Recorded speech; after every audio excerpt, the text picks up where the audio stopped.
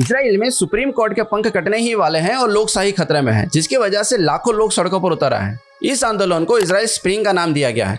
ऐसा ही आंदोलन 2010 के दशक में अरब देशों में हुआ था, जिसकी वजह से इजिप्ट, लीबिया और ट्यूनीशिया के अंदर तानाशाही सरकार खत्म हो गई थी। आज इजराइल के लोग डेमोक्रेसी को बचाने के लिए सरकार के सामने प्रोटेस्ट कर रहे हैं। ये प्रोटेस्ट का 12वां हफ्ता है और अभी तक 10 लाख से ज्यादा लोग इसमें जुड़ चुके हैं। यहाँ तक कि स्कूल के बच्चे और मेडिकल कॉलेज के स्टूडेंट्स भी इसका हिस्सा बन चुके हैं। हाईवेज ब्लॉक किए जा रहे हैं और जगह जगह सैम और डेमोक्रेसी के नारे लगाए जा रहे हैं। इस पूरे इश्यू को आप आसानी से समझ सको, इसलिए इस वीडियो को हमने 3 पार्ट में डिवाइड किया है। फर्स्ट पार्ट में हम इजराइल के कॉमन लॉ सिस्टम को समझने की कोशिश करेंगे और ये जानने की कोशिश करेंगे कि क्या इन लॉज को ओवरराइड किया जा सकता है। सेकंड पार्ट में हम समझेंगे कि नेतन्याहू सरकार इन लॉज को क्यों ओवरराइड करना चाहती है और उसके लिए उनके पास क्या रास्ते हैं। और नंबर 3, अगर करंट गवर्नमेंट ये बिल पास कर देती है तो उससे बचने के लिए इजरायली सिटीजन्स के पास क्या राइट्स हैं। सबसे पहले बात करते हैं इजराइल के कॉमन लॉ सिस्टम की। सरप्राइजिंगली इजराइल के अंदर कोई फॉर्मल कॉन्स्टिट्यूशन नहीं है। इजराइल दुनिया का एक अकेला देश नहीं है जहां पर फॉर्मल कॉन्स्टिट्यूशन नहीं है। लीबिया, न्यूजीलैंड और सऊदी अरब भी ऐसे देश है जहां पर रिटर्न कॉन्स्टिट्यूशन नहीं है।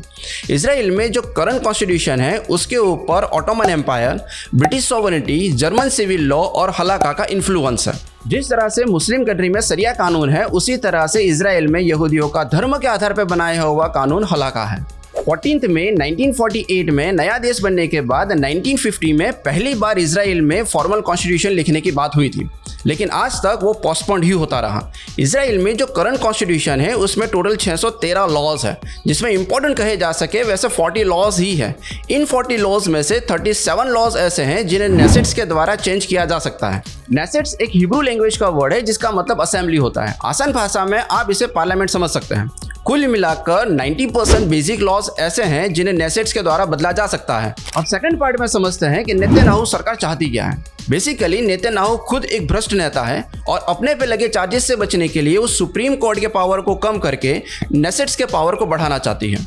जनरली डेमोक्रेटिक कंट्रीज के अंदर असेंबली जो लॉज बनाती है, अगर वो लॉ सुप्रीम कोर्ट को अनकॉन्स्टिट्यूशनल लगते हैं तो उस लॉ को या उस लॉ का जितना पार्ट अनकॉन्स्टिट्यूशनल लगता हो उसे रद्द कर सकती है या उसे विचार विमर्श करने के लिए कह सकती है।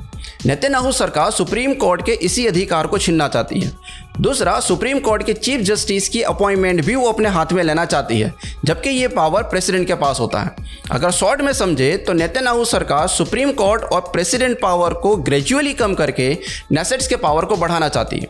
अगर ऐसा हुआ तो नेतन्याहू का डिक्टेटर यानी कि तानाशाह बनने की तरफ ये पहला कदम होगा। अब आगे समझते हैं कि क्या नेतन्याहू सरकार कोई ऐसा बिल पास कर सकती है जिससे सुप्रीम कोर्ट और प्रेसिडेंट पावर को कम किया जा सके। तो आंसर है यस। ये बिल पास करने के लिए नेतन्याहू सरकार के पास 2 रास्ते हैं। पहला है आर्टिकल 4 यूज करके, जिसमें टोटल 120 नेसेट्स में से 61 नेसेट्स का समर्थन चाहिए। तो दूसरा है आर्टिकल 44 यूज करके, जिसमें 120 नेसेट्स में से 80 नेसेट के समर्थन से इमरजेंसी रेगुलेशन एक्ट बनाया जा सकता है। करंट असेंबली में नेतन्याहू की लिक्विड पार्टी के पास 120 में से 32 सीट्स हैं, लेकिन उन्हें 63 नेसेट्स का समर्थन है। मतलब आर्टिकल 4 यूज करके वो इस बिल को पास कर सकते हैं। अभी जब हम ये वीडियो बना रहे हैं तब तक असेंबली में से इस बिल का फर्स्ट रीडिंग पास हो चुका है। अब आखिर में देखते हैं कि इस बिल के खिलाफ इजराइल सिटीजन्स के पास क्या राइट्स हैं। अनफॉर्चुनेटली इजराइल सिटीजन एक्ट के हिसाब से इजराइल सिटीजन्स के पास ऐसा कोई राइट नहीं है जो असेंबली के पास किए हुए बिल को अपोज कर सके।